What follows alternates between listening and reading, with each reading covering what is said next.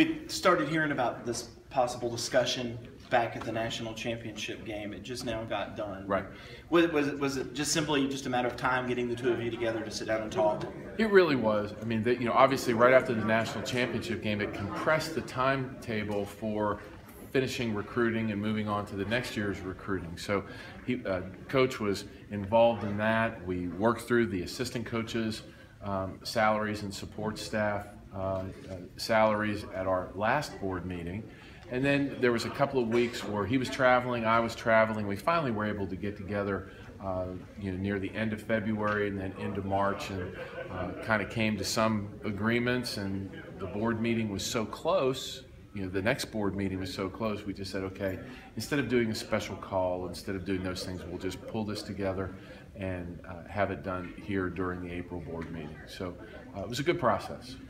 The first question would be, you just did a contract in 2014. Right. So why so quick to do another one? Well, we've performed incredibly well since 2014. That's the number one reason. And I think that as we look at Coach Swinney and all the things that he and his staff have done and allowed us as an organization to grow, he's an integral part of that. And we wanted to make sure that we were rewarding him and keeping him in the elite level of college head football coaches in the country. And I think this contract does that. He is now, I mean, if I'm looking at it right, seems to be in the top 10. Yes. Nationally, probably second in the ACC. Yes, sir. Fair terms? I mean, just your thoughts on the amounts? Absolutely. I think it really, the tethers on both sides, from the university to coach and from coach to the university, are there.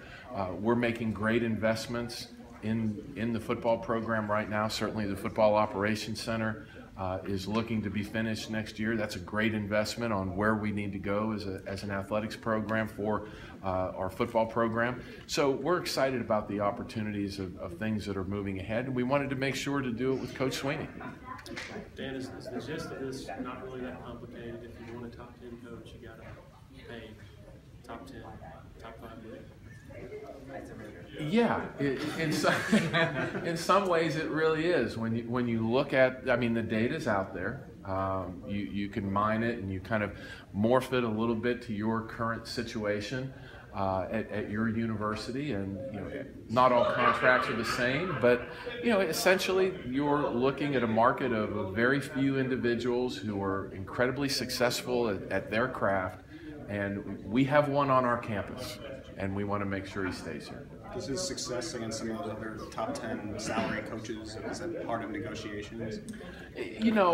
Not really. It's important. It's a good thing to have, but I think it allows you to have the total success that you have, and then those are just the folks that are inside that neighborhood as well.